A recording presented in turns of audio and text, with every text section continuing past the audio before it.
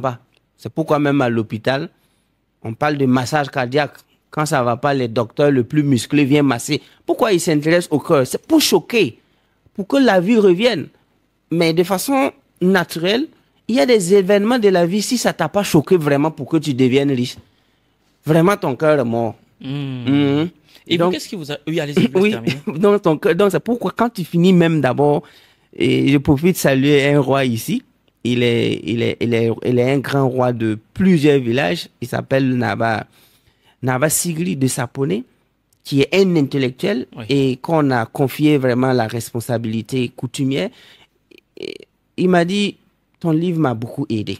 Quand j'ai lu le livre, à partir même du premier chapitre où tu as énuméré les autodidactes du monde qui ont changé le monde sans niveau vraiment universitaire, si tu savais ce que ça fait dans ma vie.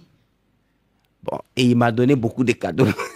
Donc, pour dire que j'ai énuméré pour que si tu passes dans ça, tu vas savoir que toi-même tu es parti trop loin.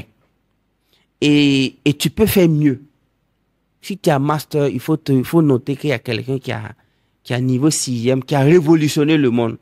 Donc, si tu ne veux pas avoir honte, tu te mets à bosser et à créer quelque chose ou à booster, quoi. Voilà la raison pour laquelle j'ai cité jusqu'à 100 personnes.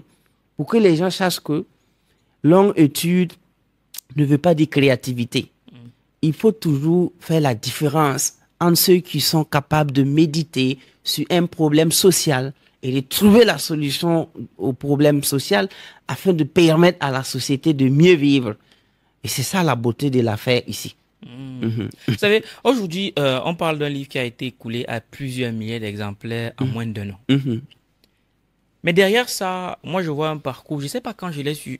En fait, je faisais une introspection. Je me suis rendu compte quand vous avez commencé en 2012. Aujourd'hui, ça fait 13 ans que vous êtes dedans. Moi, j'aimerais revenir sur le coach Simon en 2000, pas 2012, sur le coach Simon en 2017.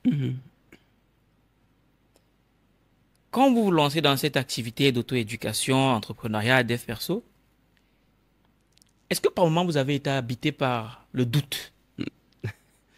No, because Sun Tzu a dit, wise win before the fight and ignorant fight to win. Les sages gagnent avant de combattre et l'ignorant combat dans le but de gagner. Et moi, j'ai découvert cette sagesse en 2010. Donc, je me suis préparé pendant 7 ans avant de commencer à montrer mon visage à qui que ce soit. Et d'ailleurs, je n'ai même pas commencé par la télé, j'ai commencé par la radio. Donc, les gens ne savaient pas qui parle. Et j'ai fait presque 2 ans dans la radio. Les gens étaient très contents. Et quand ils me rencontrent, souvent, ils venaient dans mon bureau, on me dépasse. On ne me calcule même pas. On cherche le coach. Et donc, après, quand je lui dis bonjour, qui dit, mais la voix me dit quelque chose. C'est pas toi, c'est toi le coach Simon. J'ai dit, oui, c'est moi. Ah, tu m'as sauvé, je veux ceci. Donc, moi, je faisais les radios. Je me promenais, je faisais beaucoup d'émissions radio. Et donc, pour dire que les gens sortent pour entreprendre dans le but de réussir. Et pourquoi l'entrepreneuriat, c'est une application linéaire du succès intérieur. Attendez, c'est très profond ce que vous dites là. Attendez. Est-ce que vous pouvez reprendre, s'il vous plaît? L'entrepreneuriat, c'est une application linéaire du succès.